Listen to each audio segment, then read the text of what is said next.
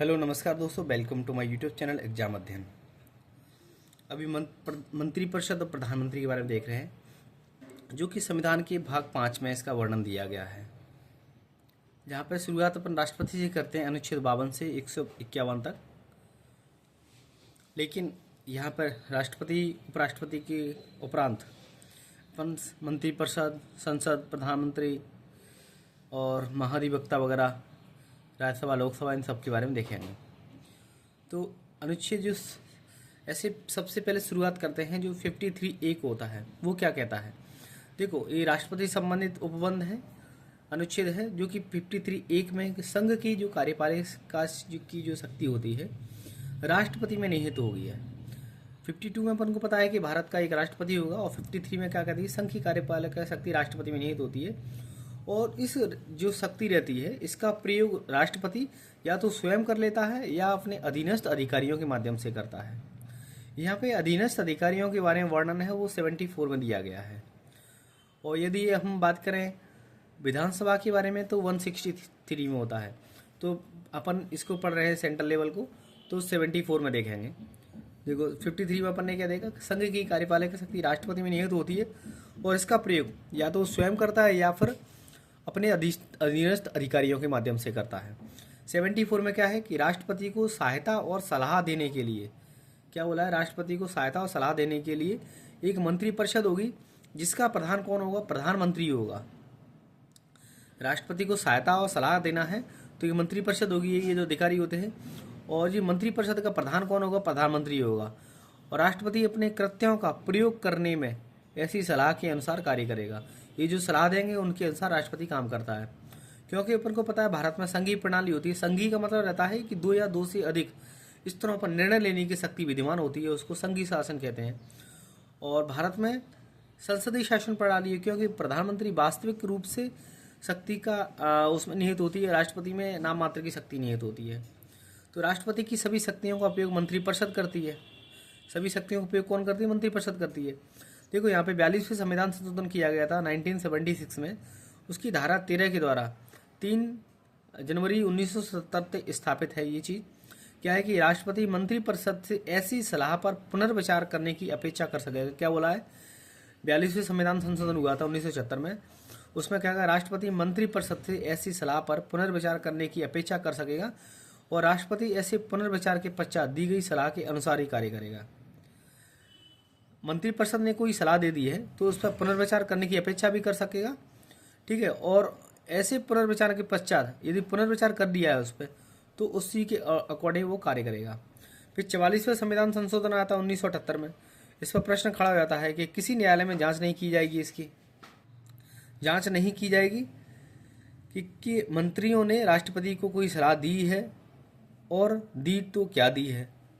44 संविधान संशोधन 1978 में आता है, क्वेश्चन उठ जाता है कि न्यायालय में जांच नहीं की जाएगी इसकी, कि मंत्रियों ने राष्ट्रपति को कोई सलाह दी है, और दी है तो क्या दी है। तो केंद्रीय मंत्रिमंडल से इस्तीफा देने वाले पहले मंत्री श्यामा प्रसाद मुखर्जी है। ये अपना अदर फैक्ट है। आइए आगे देखते हैं। आगे पर बात करते हैं। देखो ये जो सर्कल बना हुआ है ना, वेन डायग्राम बना हुआ है, सबसे जो नीचे रहते हैं या सबसे मुख्य रहते हैं केंद्रीय भूमिका में, कैबिनेट मंत्री रहते हैं, फिर उसके बाद राज्य मंत्री रहते हैं, फिर उप मंत्री रहते हैं। अपन बात करें तो संघ सरकार के बारे में अपने देखा था कि जो 74 में बात की जाती है, राज्य सरकार में 163 के बारे में, मंत्रिपरिषद के बारे में बात होती है। सबसे पहले कैबिनेट मंत्रियों के बारे में बात करते हैं। मंत्रियों की 3 श्रेणी होती हैं, उसमें जो कैबिनेट मंत्री होते हैं सबसे टॉप मंत्री होते हैं, ठीक है। और यही होते हैं जो मंत्री होते हैं कैबिनेट मंत्री, वो सरकार में सबसे जो इम्पोर्टेंट डिपार्टमेंट होते हैं, इम्पोर्टेंट मंत्रालय होते हैं, ठीक है, उन्हीं के पास होते हैं। और सामूहिक रूप से कैबिनेट की इन्हीं को ही संज्ञा दी जाती है, ठीक है। जो इम्पोर्टेंट विभाग रहते हैं, जिन मंत्रियों के पास रहते हैं, उन्हीं को सामूहिक रूप से कैबिनेट की संज्ञा दी जाती है। कैबिनेट भारत की सर्वोच्च इकाई रहती है, और यही सरकार की नीतियों का निर्धारण करती है। इसके सदस्य अपने विभागों के अध्यक्ष होते हैं। भाई जिस डिपार्टमेंट को, जैसे गृह मिनिस्ट्री हो गई, ठीक है, या फिर होम मिनिस्ट्री गृह मिनिस्ट्री की होती है, रक्षा मंत्रालय हो गया, वित्त विभाग हो गया, रेल वगैरह हो जाता है, ठीक है। तो ये जो मंत्रालय रहते हैं, जिस मंत्रालय का मंत्री बनाया था उसी को ऑटोमेटिक उसका अध्यक्ष हो जाता है। अपन बात करते हैं, एक 51 में संविधान संशोधन 2003 में आता है, तो उसके अनुच्छेद 75(1) के अनुसार जो मंत्रियों की मंत्रिपरिषद में जो मंत्रिपरिषद होती है, मंत्रिपरिषद मतलब टोटल कैबिनेट मंत्री, राज्य मंत्री और उपमंत्री, तो मंत्रिपरिषद में इनकी संख्या 15% से ज़्यादा नहीं होनी चाहिए। 91 संविधान संशोधन 2003 में आता है अनुच्छेद 75(1) के तहत। तो अभी संख्या कितनी है? 552 का जब अपन 15% निकालेंगे ऑलमोस्ट 83 होता है। तो 83 से ज़्यादा मंत्री नहीं हो सकते हैं। तो इसमें कितना हो जाएगा? जो मंत्रिपरिषद में कैबिनेट मंत्री, राज्य मंत्री और उपमंत्री, जो कैबिनेट मंत्री होते हैं उन्हीं को मंत्रिमंडल कहते हैं और ऑलमोस्ट 30 से 35 होते हैं और उनमें से 10-12 जो मंत्री निकाल लिए जाते हैं उनको कहते हैं किचन कैबिनेट मंत्रिमंडल में से जो टॉप मंत्री होते हैं उनको किचन कैबिनेट कहते हैं। तो संविधान में मंत्रिमंडल का प्रयोग 44वें संविधान संशोधन 1978 द्वारा किया गया है। मंत्रिमंडल का प्रयोग कब किया गया? सबसे पहली बार 44वें संविधान संशोधन 1978 के द्वारा जोड़ा गया था। अपन को पता है कि 352(3) के तहत राष्ट्रपति नेशनल इमरजेंसी की घोषणा करता है। ये भी मतलब उसी टाइम पे ये वर्ड दिया गया था। राज्य मंत्री आता दूसरा। देखो, कैबिनेट मंत्री को सलाह देने के लिए राज्य मंत्री होता है, फिर उपमंत्री होता है। कैबिनेट मंत्री और राज्य मंत्री दोनों को सलाह देने के लिए उपमंत्री होता है। तो है ना, दोनों को मतलब वो दोनों को सलाह देता है। और राज्य मंत्री होता है कैबिनेट को सलाह देता है। कैबिनेट टॉप पर हो जाता है। तो कैबिनेट मंत्री को सलाह देने के लिए राज्य मंत्री तथा उपमंत्री की नियुक्ति की जाती है। ये किसी विभाग के अध्यक्ष के तौर पर काम नहीं करते हैं, लेकिन कभी कभी क्या होता है कि कैबिनेट मंत्री नहीं है तो उस टाइम पे जो राज्य मंत्री है ना, उसका जो कार्यभार उसके पास आ जाता है। या फिर कभी कभी क्या होता है कोई मिनिस्ट्री खाली है तो उसका स्वतंत्र रूप से प्रभाव दे दिया जाता है। तो राज्य मंत्री स्वतंत्र प्रभाव इसके पास हो जाता है। 2 कंडीशन होती है, तो कैबिनेट मंत्री अब्सेंट है, अनुपस्थित है, या फिर सीधे राज्य मंत्री है तो उसको स्वतंत्र रूप से प्रभाव दे दिया जाता है। यदि राज्य मंत्री को स्वतंत्र रूप से प्रभाव दे दिया जाता है तो वो कैबिनेट मंत्री ही होता है एक टाइप से, ठीक है। और कैबिनेट मंत्री और राज्य मंत्री दोनों के वेतन भी समाप्त हो जाते हैं। सामान्य स्थिति में कैबिनेट मंत्री के अधीन राज्य मंत्री वही काम करता है जो कैबिनेट मंत्री के द्वारा सौंपा जाता है। अगला हम बात करते हैं यहाँ से उपमंत्री के बारे में। देखो, कैबिनेट मंत्री तथा राज्य मंत्री की सहायता करना है, कैबिनेट मंत्री और राज्य मंत्री की सहायता करना है तो क्या होती है? उपमंत्री होते हैं।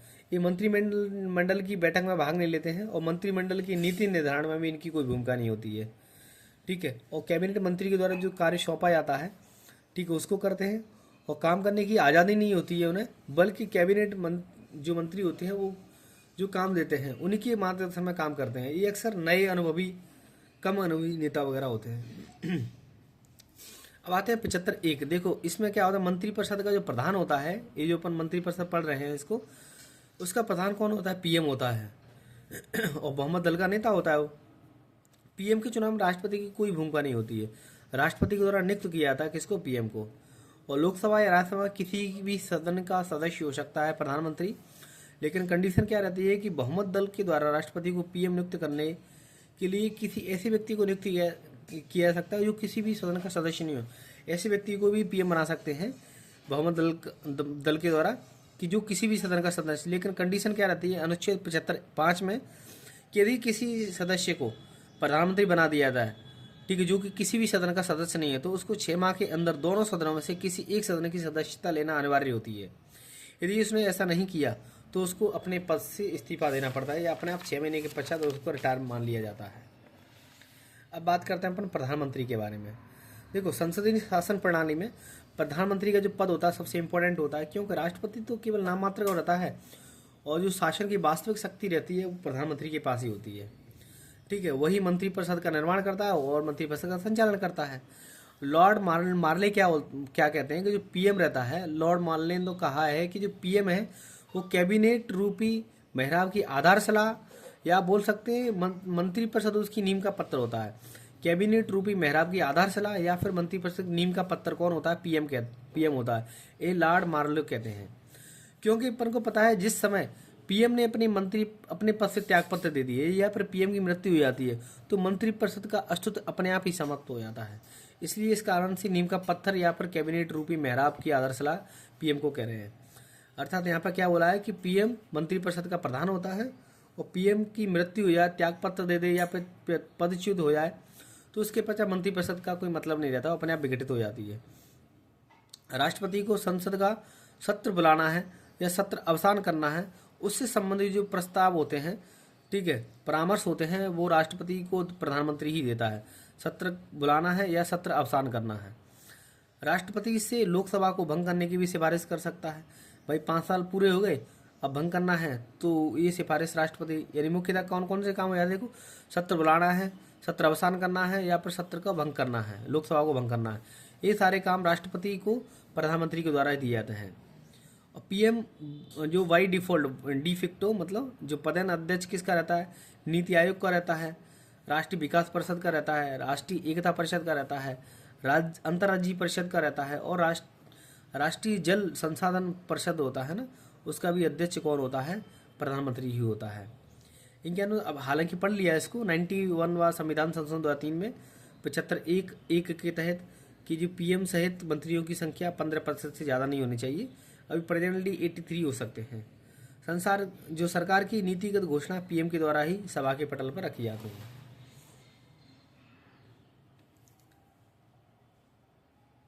अगला 75(3) में आ जाते हैं। तो जो मंत्रिपरिषद लोकसभा के प्रति सामूहिक रूप से जिम्मेदार होती है। क्या होती है? मंत्रिपरिषद लोकसभा के प्रति सामूहिक रूप से जिम्मेदार होती है। यदि कैबिनेट या फिर मंत्रिपरिषद विधायिका में अपना विश्वास खो देती है तो उसे तुरंत ही अपने पद से इस्तीफा देना पड़ता है, छोड़ना पड़ता है। देखो, सारे अभी तक जो प्रधानमंत्री हुए इसकी शॉर्ट ट्रिक है जगुला गोइमो चोइरा बिचपी अदई अमम। यानी सबसे पहले जवाहरलाल नेहरू बनते हैं, फिर गुलजारी लाल नंदा, फिर लाल बहादुर शास्त्री, फिर गुलजारी लाल नंदा आते हैं, फिर इंदिरा गांधी आते हैं, फिर मोरारजी देसाई आते हैं, फिर चौधरी चरण सिंह, इंदिरा गांधी, राजीव गांधी, और फिर वीपी सिंह, चौधरी चरण सिंह, और पीवी नरसिंह राव, अटल बिहारी, एचडी देवगौड़ा और इंद्र कुमार गुजराल। उसके बाद में अटल बिहारी वाजपेयी, डॉक्टर मनमोहन सिंह और नरेंद्र मोदी। 89 से 99 में 6 से 7 पीएम बदले थे। ये मतलब एक अस्थिरता का समय काल रहा है भारत में। वह पीएम जिसने अपने कार्यकाल के दौरान मृत्यु होगी, जैसे कि जवाहरलाल नेहरू, लाल बहादुर शास्त्री और इंदिरा गांधी, इनकी अपने पद पर रहते हुए मृत्यु हो गई है। अपन बहुत बात करें इन राजीव गांधी की, इनका क्या हुआ था, जैसे चुनाव हो जाता है लोकसभा का, जब चुनाव होते हैं उसके दौरान जो अब रैली कर रहे होते हैं तब इनकी मृत्यु हो जाती है। और 2 बार भारत के कार्यवाहक प्रधानमंत्री कौन कौन रहे हैं, जब मतलब कार्यवाहक प्रधानमंत्री के बारे में बात करें परंतु जवाहरलाल गुलजारी नंदा 2 बार कार्यवाहक प्रधानमंत्री हैं। एक बार जब जवाहरलाल नेहरू की मृत्यु होती है तब, और दूसरी बार जब लाल बहादुर शास्त्री की मृत्यु होती है तब। इंदिरा गांधी की मौत होती है तब उसके बाद में राजीव गांधी को प्रधानमंत्री, कार्यवाहक प्रधानमंत्री बनाया जाता है। अगला बात करें लोकसभा में विश्वास प्रस्ताव पर वोटिंग से पहले इस्तीफा दे दिया है। कौन कौन ने दिया? चौधरी चरण सिंह ने 5.5 महीने बाद, और अटल बिहारी वाजपेयी ने 13 दिनों के बाद में। लोकसभा में विश्वास प्रस्ताव पर वोटिंग से पहले ही, और विश्वास की कमी के कारण, मतलब विश्वास प्रस्ताव करा लिया था, जो विश्वास प्रस्ताव पारित नहीं हो पाया, तब उस कंडीशन में किन्होंने इस्तीफा दिया? बीपी सिंह ने और एचडी देवगौड़ा ने। 2 क्वेश्चन अलग अलग होते हैं। विश्वास प्रस्ताव पर वोटिंग से पहले उनको पता है भाई विश्वास प्रस्ताव होगा, इसमें हम बहुमत हासिल नहीं कर पाएंगे, तो उससे पहले इस्तीफा दे दो। चौधरी चरण सिंह और अटल बिहारी वाजपेयी ने। अब 2 ऐसे प्रधानमंत्री हुए जिन्होंने, इनको लगता था कि भाई हमारे पास पक्ष मतलब बहुमत मौजूद है, लेकिन क्या हुआ था, जब ऐसी वोटिंग हुई थी उस टाइम पे विश्वास प्रस्ताव पारित नहीं कर पाए थे वो, यानी फेल हो गया, वो असफल हो गया। तो यानी बहुमत जो विपक्ष होता है उसने पास कर लिया था। तो विश्वनाथ प्रताप सिंह और एचडी देवगौड़ा। डिप्टी पीएम के बारे में बात करें तो अपने संविधान में ऐसा कोई जिक्र नहीं है, लेकिन समय समय पर राजनीतिक कारणों से सत्तारूढ़ दल के द्वारा संवैधानिक प्रावधानों से हट करके डिप्टी पीएम की नियुक्ति की है। अभी तक 8 लोगों को डिप्टी पीएम के पद पर नियुक्त किया है। सबसे पहली बार डिप्टी पीएम वल्लभ भाई पटेल को नियुक्त किया गया था, और दूसरी बार लाल कृष्ण आडवाणी को, 8वें नंबर पे। ठीक है, अगला हम बात करें तो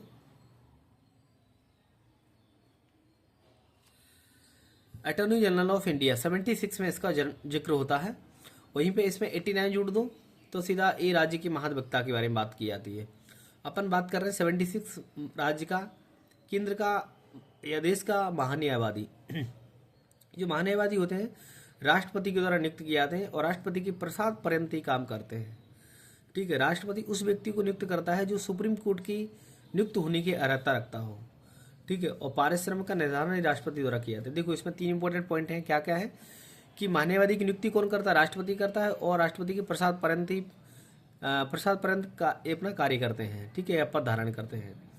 और उस व्यक्ति को नियुक्त किया जा सकता है जो सुप्रीम कोर्ट की न्यायाधीश नियुक्त होने की योग्यता रखता हो, और इसके पारिश्रमिक का निर्धारण भी राष्ट्रपति द्वारा किया जाता है। इसकी शक्ति और कार्य के बारे में बात करें तो भारत सरकार का विधि अधिकारी होता है ये, ठीक है, और सरकार को विधिक सहायता देता है और कानून से संबंधित मामले में सलाह देता है, और राष्ट्रपति ने जो काम सौंपे हैं उनका कानूनी कर्तव्य भी निभाते हैं।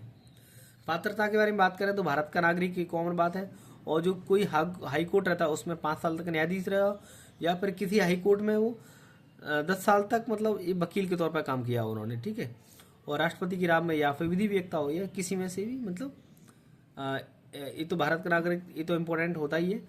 और इनमें से कोई भी एक इसकी अर्हता होती है, या तो किसी उच्च न्यायालय में 5 साल के लिए न्यायाधीश रहा हो, या 10 साल तक किसी हाईकोर्ट के वकील रहा हो, या राष्ट्रपति की नज़रों में वो एक न्यायविद हो। कार्यकाल के बारे में बात करें तो संविधान के द्वारा इसमें तय नहीं किया गया हटाने की प्रक्रिया।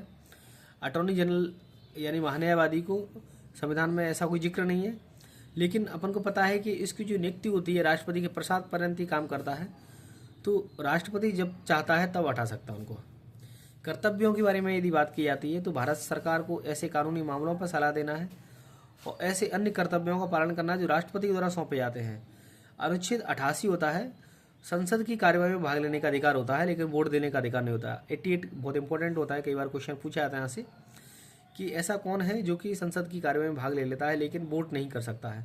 तो अनुच्छेद 88 में क्लियर जिक्र किया गया है कि जो भारत का महान्यायवादी है, अनुच्छेद 76 में इनका जिक्र है, ठीक है, वो संसद की कार्यवाही में भाग ले सकते हैं 88 के तहत, लेकिन वोट देने का उनको राइट नहीं होता है।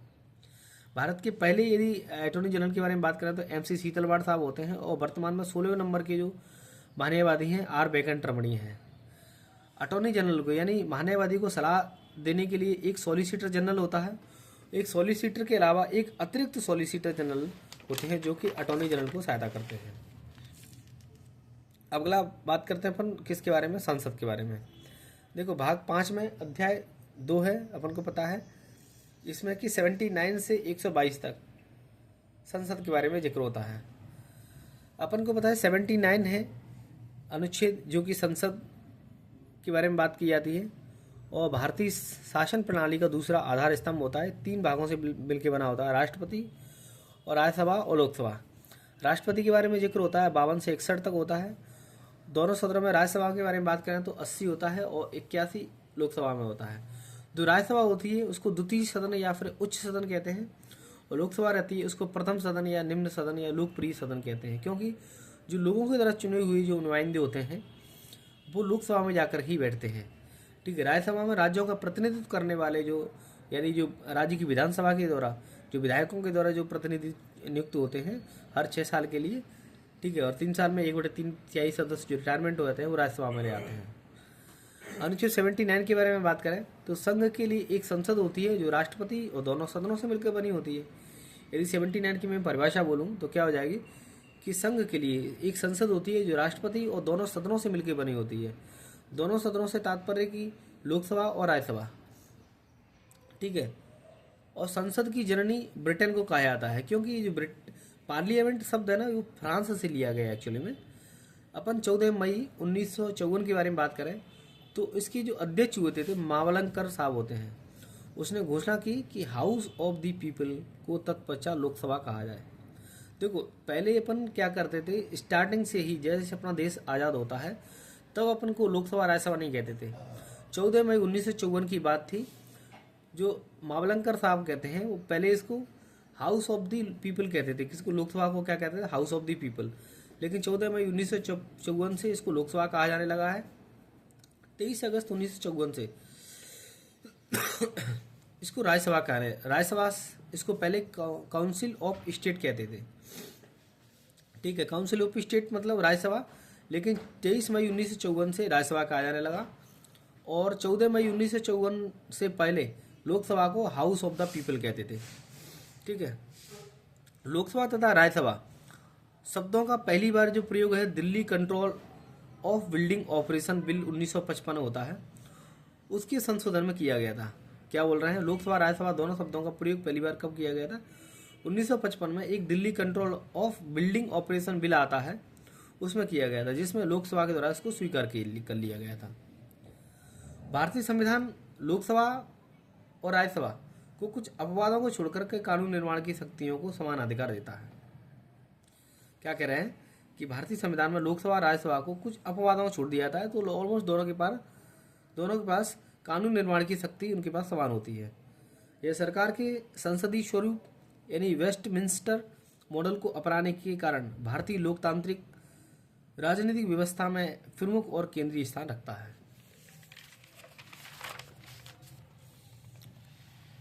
अगर अपन संसद भवन के बारे में बात करते हैं, देखो भारत की जो विधायी संस्था का भवन होता है, भारत की विधायी संस्था का भवन जहाँ पर देश के कानून बनाए जाते हैं, उसको संसद भवन कहते हैं। क्या करें,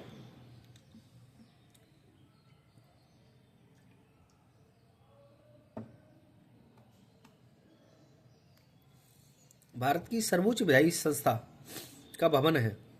क्या करें, भारत की सर्वोच्च विधायी संस्था का भवन जहाँ पर देश के कानून बनाए जाते हैं, उसको संसद भवन कहते हैं। पुराना संसद भवन, नया संसद भवन। देखो पुराना संसद भवन से तात्पर्य है कि जो 1921 से 1927 के मध्य में बना था। अपन को पता है मुरैना जिले में 64 योगिनी मंदिर है मितावली में, तो वहाँ से प्रेरित था पहले ये मंदिर। जो भवन था मितावली के 64 योगिनी मंदिर से प्रेरित था। उसी की मतलब जो शैली थी, मतलब उसी की जो तरीका रहा था, उस पर ही बना था अपना पुराना संसद भवन, जो कि 1921 से 1927 में बढ़कर रेडी हो गया था। इसकी जो वास्तुकार थे एडविन लुटियंस और हर्बर्ट बेकर थे इनके। इसका आकार गोलाकार था। इसका मुख्य कक्ष के बारे में बात करें, लोकसभा राज्यसभा और केंद्रीय कक्ष होते थे। लेकिन नया जो संसद भवन है उसके वास्तुकार विमल पटेल हैं। शिलान्यास के बारे में बात करें तो 10 दिसंबर 2020 में होता है। उद्घाटन 28 मई 2023 को हो जाता है। आकार त्रिकोणीय होता है। प्रवेश द्वार इसके 6 होते हैं।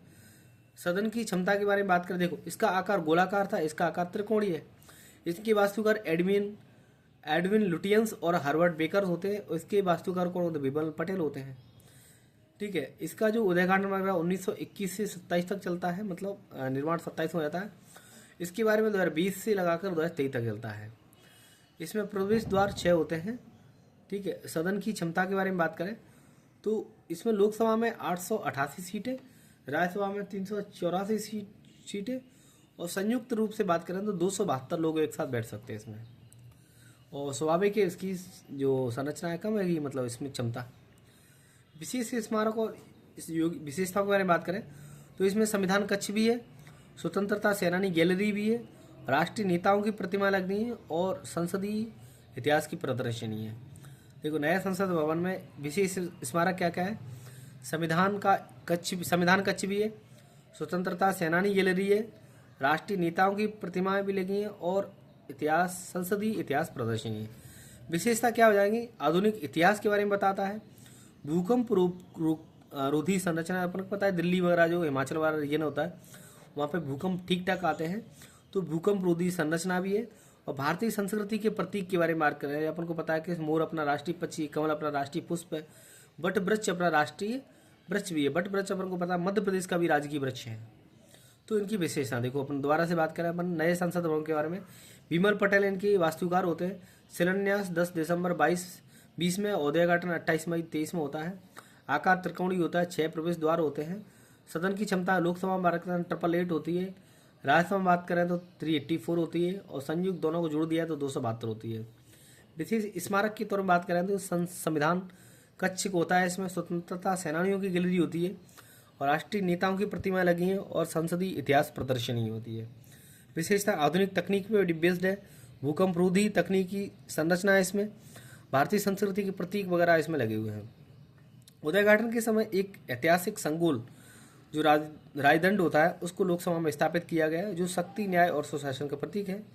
यह संकुल तमिलनाडु के थंजावुर के स्वर्णकारी कारीगरों के द्वारा बनाया गया था।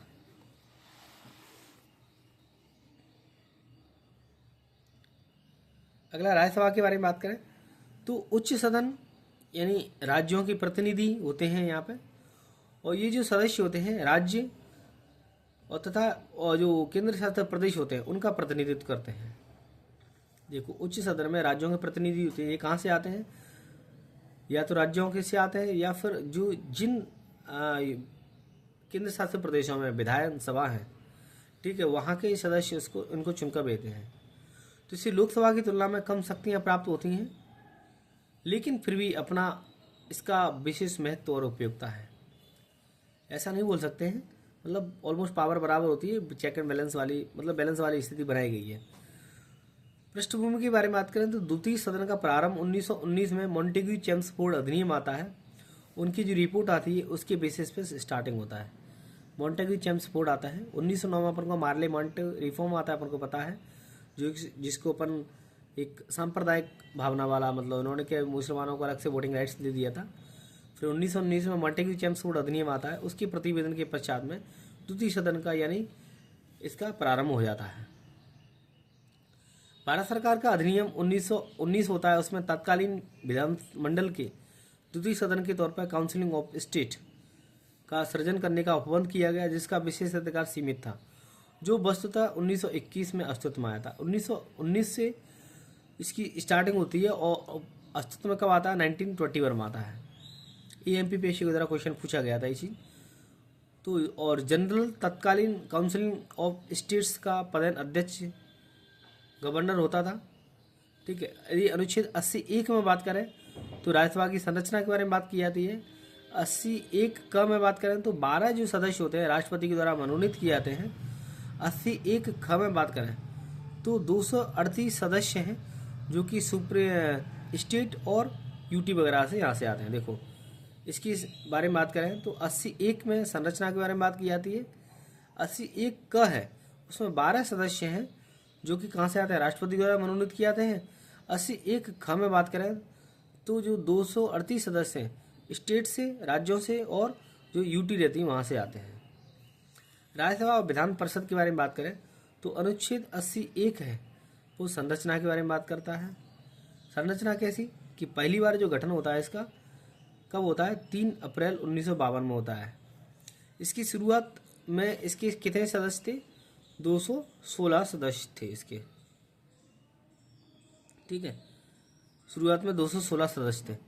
216 में बात करें तो 204 के चुनाव हुए थे और 12 ऐसे थे जो मनोनीत किए जाने वाले थे, मनोनीत किए गए थे, ठीक है।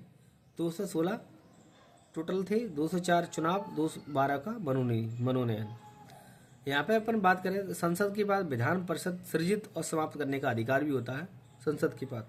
जैसे कि जम्मू कश्मीर के 4 प्रतिनिधियों का चयन राष्ट्रपति ने राज्य की सरकार से परामर्श करके किया था।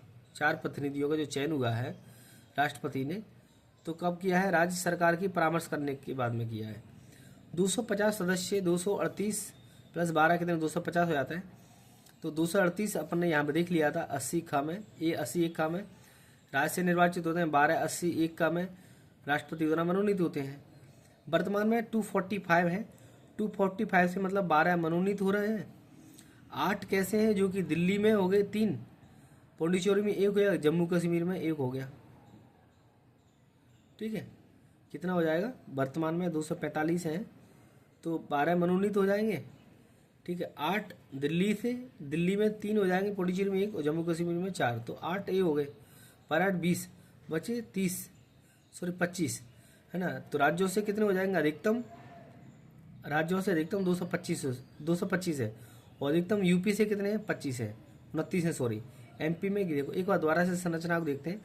ये जो स्ट्रक्चर है जम्मू कश्मीर की यूटी बनने से चेंज होगी। पहले सिंपल था 238 प्लस 12, ठीक है। और यहाँ पर भी कितना था? 229 प्लस क्या बोलते हैं 200,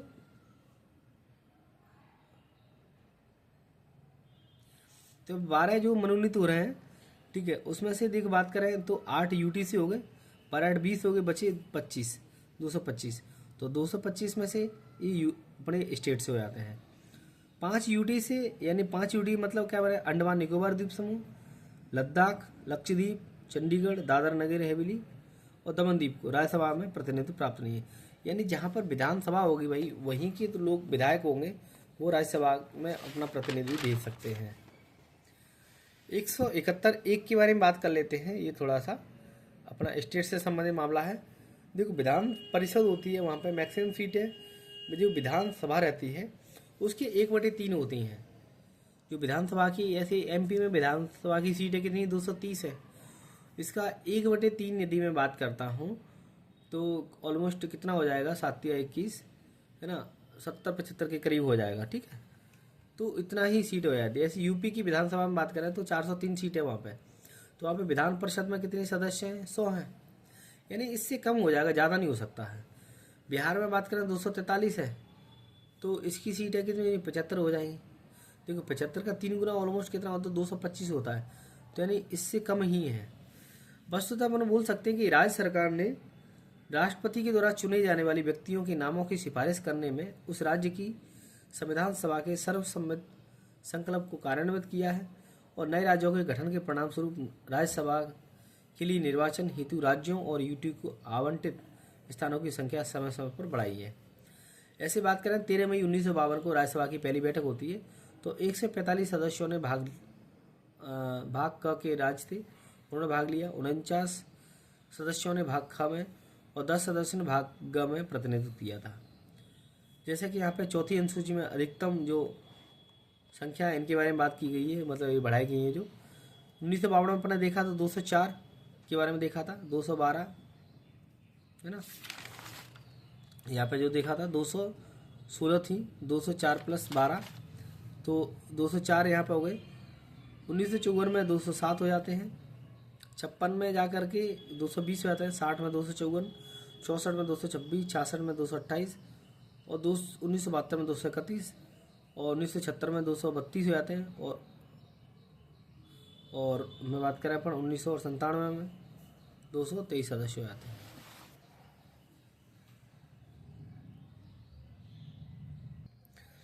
अनुच्छेद 82 के बारे में बात करें तो जो राज्यसभा में स्थानों के आवंटन का जो विवरण के बारे में बात की जाती है, वैसे अनुसूची 4 में ये विवरण दिया गया है, लेकिन अनुच्छेद 82 कहता है कि राज्यसभा में स्थानों का आवंटन करना है।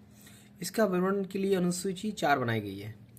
तो हर 10 साल में जनगणना के बाद में परिसीमन होता है। जैसे कि परिसीमन के बारे में बात करें तो 1962 में हुआ, फिर 72 में हुआ, फिर 82 में। जब 82 में बढ़ाना था, लेकिन पीएम इंदिरा गांधी जी ने 1976 में 42वें संविधान संशोधन में कहा था कि ये जो सीटें हैं, ठीक है, 2000 तक नहीं सीटों को नहीं बढ़ा सकते हैं। लेकिन 84वीं संविधान संशोधन 2000 में 1971 की जो जनगणना थी, ठीक है, 54.8 करोड़, उसको आधार लेकर के 2026 तक सीटें नहीं बढ़ा सकते हैं, ऐसा प्रावधान किया गया इसमें। ठीक है, देखो क्या कहा, 1982 में बढ़ाना था, वैसे बात करें 62 में आया था, फिर 72 में आया था, फिर 82 में। लेकिन 76 में क्या हुआ था, संविधान संशोधन आता है, 2000 तक सीटें नहीं बढ़ा सकते। फिर 84 संविधान संशोधन 2000 में आता है, तो जनसंख्या आधार 71 ही रहेगा और उनकी सीटों की जो संख्या रहेगी वो 26 तक नहीं बढ़ा सकते, ऐसा बोला गया था। राज्यसभा में बात करें एमपी की स्थिति 1971 में कितनी जनसंख्या थी, ऑलमोस्ट 2.9 करोड़, यानी 1 करोड़ से आगे के बारे में बात करें अपन तो शुरुआती के जो 1 करोड़ होते हैं, जो सीटों का निर्धारण के बारे में बात करें, शुरुआत के 1 करोड़ होते हैं, उस पर 50 लाख पर 1 सीटें होती हैं, यानी 1 करोड़ में कितनी होगी, 2 सीटें हो गई, बटे कितने 2.9, तो 2.9 यानी 1 करोड़ से आगे 20 लाख पर 1 सीटें होती हैं, तो ये कितनी हो जाती है, ऑलमोस्ट 9 सीटें और बन जाती हैं। तो इस हिसाब से 11 सीटें बन जाती है। देखो 2.9 करोड़ जनसंख्या है, 2.9 के हिसाब से जो स्टार्टिंग 1 करोड़ होते हैं वहाँ पर 50 लाख की जनसंख्या पर 1 सीटें ली जाती है, लेकिन 1 करोड़ से आगे 20 लाख की सीट जनसंख्या पर 1 सीट ली जाती है। तो इस टाइप से एमपी में राज्यसभा में सीटों की संख्या कितनी, 11 हो जाती है। 83 के बारे में बात करते हैं अपन। 83 में क्या है, देखो 83 में राज्य 12 सदस्यों का मनोनयन कर सकता है राष्ट्रपति, ठीक है, और 84 में राज्यसभा के सदस्यों के निर्वाचन के बारे में बात की जाती है ना। और यहाँ पर ये सेम इक्विवेलेंट चीज़ चल रही है कहाँ पे, अपने राज्यों में 171 होता है सदस्यों को चुनाव और मनोनयन, और इस 71(4) के बारे में बात करें विधानसभा के विधान परिषद के सदस्यों का निर्वाचन के बारे में बात की जाती है। देखो इम्पोर्टेंट है ये 171(3) विधान परिषद के सदस्यों का निर्वाचन के बारे में या चयन के बारे में बात कर रहे हैं। तो ये कुछ क्षेत्र होते हैं वहाँ से विधानसभा में, विधान परिषद में, राज्य की स्तर बात कर रहे हैं अपन, तो स्थानीय निकायों के द्वारा 1/3 सदस्यों को चुनाव होता है। जैसे कि बात करें तो राज्य के स्थानीय निकाय हो गए, ये निकाय अपने प्रतिनिधियों का चुनाव करते हैं 1/3 सदस्यों का, है ना, लोकल जो बॉडी होती है। और विधानसभा के सदस्यों के द्वारा 1/3 यानी एमएलए चुनते हैं। ठीक है, ऐसे व्यक्ति को चुनते हैं जो विधानसभा का सदस्य नहीं हो। और राज्यपाल के द्वारा नामांकन इम्पोर्टेंट है, कई बार क्वेश्चन आता है कि भाई जो विधान परिषद होती है उसमें राज्यपाल के द्वारा कितने सदस्यों को मनोनयन किया जाता है, कितने सदस्यों का नामांकन किया जाता है, तो यानी 1/6 सदस्यों का राज्यपाल के द्वारा नामांकन होता है। और ऐसे व्यक्तियों को नामांकित करता है जो कि लास यानी साहित्य, literature, art, science and social service, इनसे 4 क्षेत्रों से वो मतलब क्या रहता है, उनको विशेष ज्ञान अनुभव हो। और शिक्षकों के द्वारा 1/12 सदस्य कम से कम 3 वर्षों से शिक्षण कार्य कर रहे हो,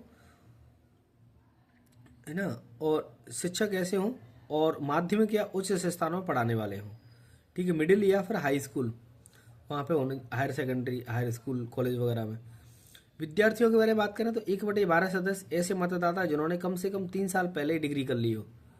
ठीक है, 3 साल पहले से वो स्नातक हों, तो ऐसे लोग विद्यार्थी हो सकते हैं। देखो कौन कौन से क्षेत्र हो जाएंगे, विधान परिषद के सदस्यों को चयन करना है तो 1/3 कौन हो जाएंगे, स्थानीय निकाय से हो जाएंगे। 1/3 सदस्य कहाँ से हो जाएंगे, विधानसभा के सदस्य हो जाएंगे। 1/6 सदस्य कहाँ से हो जाएंगे, राज्यपाल के द्वारा नामांकन हो जाएंगे। 1/12 शिक्षकों के द्वारा, 1/12 विद्यार्थियों के द्वारा। तो एमपी विधानसभा में बात करें तो वैसे तो है नहीं अपने यहाँ पे, लेकिन होती भी तो ऑलमोस्ट कितना 203 का 1/3 और 76 हो जाता है। तो स्थानीय निकाय, विधानसभा के सदस्य, राज्यपाल के द्वारा मनोनयन और शिक्षक और छात्र के, इनके द्वारा ऐसा होता है। चलो, तो ये तो एक्स्ट्रा था। अपन मुख्यतः अपन पुनः आते हैं यहाँ पर राज्यसभा में। तो राज्यसभा में 80-3 होता है जो कि नामांकन के बारे में बात करता है कि राष्ट्रपति 12 सदस्यों को नामांकन कर सकता है। वो पता है वो लास्ट से करता है।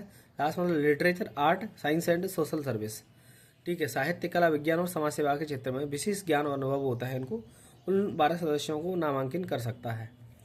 80-4 में बात करें तो राज्यसभा के निर्वाचित सदस्यों को चुनावों के बारे में बात की जाती है। राज्यसभा के निर्वाचित सदस्य होते हैं, उनके चुनाव के बारे में बात की जाती है। तो आनुपातिक प्रतिनिधित्व प्रणाली के द्वारा एकल संक्रमणी मत से किया जाएगा। क्या बोल रहे हैं, आनुपातिक प्रतिनिधित्व प्रणाली के द्वारा एकल संक्रमणी मत से किया जाएगा। ये विधानसभा के मनोनीत सदस्य राज्यसभा सदस्यों के चुनाव में भाग नहीं लेते हैं। क्या बोल रहे हैं ये कि विधानसभा के जो मनोनीत सदस्य होते हैं राज्यसभा के सदस्यों के चुनाव में भाग नहीं लेते हैं, इंपॉर्टेंट बात है। और राज्यसभा में राज्यों का प्रतिनिधित्व समानता के आधार पर होता है, जनसंख्या के आधार पर नहीं। ठीक है, राज्यों का प्रतिनिधित्व समानता के आधार पर होता है।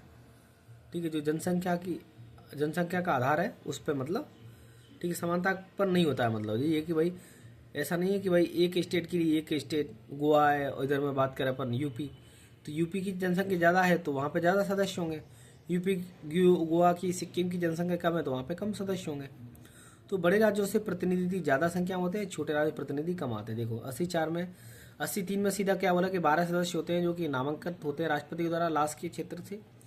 80-4 में निर्वाचन सदस्यों को चुनाव के बारे में बात की जाती है। तो ये जो चुनाव होते हैं आनुपातिक प्रतिनिधित्व प्रणाली के द्वारा एकल संक्रमणी मत पद्धति से होता है, जैसे कि अपन राष्ट्रपति के इलेक्शन में बात करते हैं अपन। और विधानसभाओं के जो मनोनीत सदस्य होते हैं वो राज्यसभा के चुनाव में भाग नहीं लेते हैं। और राज्यसभा में जो राज्यों का प्रतिनिधित्व समान नहीं होता, वो जनसंख्या के आधार पर होता है। बड़े राज्य होते हैं उनकी संख्या ज़्यादा होती है, छोटे राज्यों की संख्या या प्रतिनिधित्व कम होता है उनका। ऐसी बात करें अपन स्टेट लेवल पे 171-3 में, यहाँ पर भी वही सिस्टम चलता है, अनुपातिक प्रतिनिधित्व और एकल संक्रमणी मत पद्धति के माध्यम से चुनाव की प्रक्रिया होती है यहाँ पे। ठीक है, 83 में आते हैं अपन। 83 में तो संसद के दोनों सदनों की अवधि के बारे में बात की जाती है कि राज्यसभा एक स्थायी सदन होती है क्योंकि इसको कभी भंग नहीं कर सकते हैं। बताया था कि यहाँ पे बताया और कि 1/3 सदस्य होते हैं, हर दूसरे साल में समाप्त हो जाते हैं। देखो कहीं का अपन को टेन्यूर निकालना है तो 1/3 कितने, 2 साल में, तो 3 को 2 से गुणा करते हैं 6 साल, यानी 6 साल का इनका टेन्यूर होता है। यानी 6 साल के पश्चात वो अवकाश ग्रहण कर लेते हैं। इतने ही सदस्य नवनिर्वाचित हुए, जितने इन्होंने रिटायरमेंट हो जाते हैं ये 6 साल के बाद में, उतने ही सदस्य वापस दोबारा से चुन लिए जाते हैं। तो किसी सदस्य का स्थान उसकी मृत्यु त्याग पत्र के कारण रिक्त हो जाता है तो रिक्त भरने के लिए उपचुनाव कराते हैं, और जो उपचुनाव होता है वो चुनाव गया व्यक्ति उतने समय तक राज्यसभा का सदस्य रहता है जितना समय रिक्त हुए स्थान का शेष बचा रहता है। इम्पोर्टेंट बात है, ऐसे मान लो कोई व्यक्ति इसका 4 साल तक उसने पद धारण कर लिया था, 4 साल मृत्यु हुई थी, उसके 2 साल का टाइम पीरियड बचा है, तो 2 साल के लिए रिइलेक्शन होगा, और जो नया व्यक्ति आएगा रिइलेक्शन होकर के वो सिर्फ 2 साल के लिए रहेगा, पूरी अवधि के लिए नहीं रहता वो। ठीक है। 83 में स्थायी सदन के बारे में बात की जाती है, कभी भंग नहीं होती है, हर दूसरे साल में 1/3 सदस्य रिटायरमेंट ले जाते हैं। कोई यदि मृत्यु वगैरह हो जाती है तो रिइलेक्शन कराया जाता है। वहाँ पे रिइलेक्शन में जो व्यक्ति आता है वो केवल उतने ही समय के लिए बस अपॉइंट होता है जितने समय के लिए वो बचा हुआ है उसका। तो पहली दूसरी बार 1978 में लॉटरी सिस्टम से हुआ था, यहाँ पे 1/3 सदस्यों को अवकाश दिया गया था। 84 में बात करें तो सदस्यों की योग्यता के बारे में बात की जाती है। यहाँ पे भारत का नागरिक हो और 25 वर्ष की आयु रखता हो।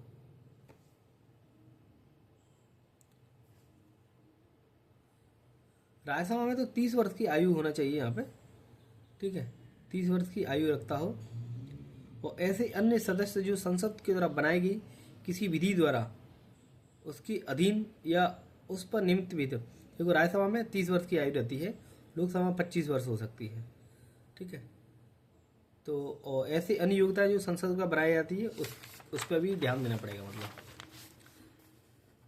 देखो यहाँ पे कुछ और शॉर्टकट लिखे हुए हैं, जैसे कि 85 में बात करें तो 85 में राष्ट्रपति को सत्र आहूत करना है, सत्र अवसान करना है, विघटन, यानी प्रधानमंत्री परामर्श देता है, उसके हिसाब से ये राष्ट्रपति के द्वारा संसद का सत्र को आहूत करना है, सत्र अवसान करना, विघटन करना, ये हो जाता है। 86 में अभिभाषण के बारे में बात की जाती है राष्ट्रपति की, उनको संदेश भेजने का अधिकार होता है। ठीक है। 87 में विशेष अभिभाषण के बारे में बात की जाती है। ऐसे लोकसभा चुनाव होता है, उसके बाद में जो पहली बारी बैठक होती है, ठीक है, या फिर हर एक साल जो पहला सत्र होता है उस टाइम पर अपना भाषण राष्ट्रपति देता है, उसको विशेष अभिभाषण कहते हैं। देखो, और 88 में सदनों के बारे में मंत्रियों और मान्यवादियों के अधिकार होते हैं। ठीक है। अपन ने देखा था कि मान्यवादी होता है जो कि सदन में भाग ले सकता है, लेकिन क्या है वो वोटिंग नहीं दे सकता है। 85 में क्या है कि सत्र का आहूत, सत्र अवसान या विघटित कर सकता है। 86 में सदनों में अभिभाषण का या फिर उनको संदेश भेजने का अधिकार होता है। 88 में विशेष अभिभाषण का होता है। 88 में मान्यवादी के अधिकार के बारे में बात की जाती है। 89 में आते हैं सभापति उपसभापति के बारे में बात की जाती है राज्यसभा के। देखो, उपराष्ट्रपति होता है राज्यसभा का पदेन सभापति होता है, उसका कार्यकाल ऑटोमेटिक 5 साल का रहता है। उपसभापति राज्यसभा अपने सदस्यों में से किसी एक को 6 वर्ष के लिए उपसभापति निर्वाचित करती है, और राज्यसभा का पद रिक्त होने पर उसकी अनुपस्थिति में उपसभापति सभापति के कार्यों का पालन करता है। कॉमन बात है। यदि उपसभापति का स्थान भी रिक्त होता है तब राज्यसभा का ऐसा सदस्य जिसे राष्ट्रपति इस कार्य के लिए नियुक्त करे वो इसके लिए पालन करेगा। 90 में बात करें तो उपसभापति का पद रिक्त हो जाता है और पद त्याग या फिर पद से हटा दिया जाता है तब। ठीक है। और राज्यसभा का महासचिव के बारे में, सदन का तीसरा महत्वपूर्ण अधिकारी होता है, एक राष्ट्र सभापति, उपसभापति और महासचिव होता है। इसकी नियुक्ति राज्यसभा सभापति के द्वारा की जाती है, जो कैबिनेट सचिव के समकक्ष रैंक का होता है, और पीठासीन अधिकारियों को सलाह देना है, विशेष राय देना है, तो सदन की कार्यवाही के संचालन में सहायता करता है। ठीक है। अगला हम बात करें इसकी शक्तियों के बारे में राज्यसभा की, तो विधायी शक्तियाँ, वित्तीय शक्तियाँ, संबोधन संबंधी शक्तियाँ, आपातकालीन शक्तियाँ होती हैं। ठीक है। तो यहाँ पे जो वित्तीय शक्तियाँ हैं, धन विधेयक को छोड़कर के साथ ही वित्तीय शक्तियाँ होती हैं। विशेष अधिकार की बारे में बात करें तो 249 और 312 होते हैं। 312 में मतलब ऑल इंडिया सर्विस क्रिएट करने के लिए, और 249 में राज्य सूची का कोई विषय है और उसको राष्ट्रीय महत्व का लग रहा है तो उस पर वो मतलब कानून बनाने का लिए अपने यहाँ से विशेष प्रस्ताव से पारित करके उस पर कानून बना सकती है संसद। तो अभी तक यहाँ तक अपन ने राज्यसभा के बारे में